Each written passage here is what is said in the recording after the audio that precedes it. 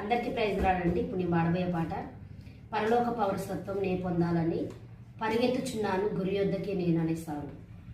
పరలోక పౌరసత్వం నే పొందాలని పరిగెత్తుచున్నాను గురి యొద్ద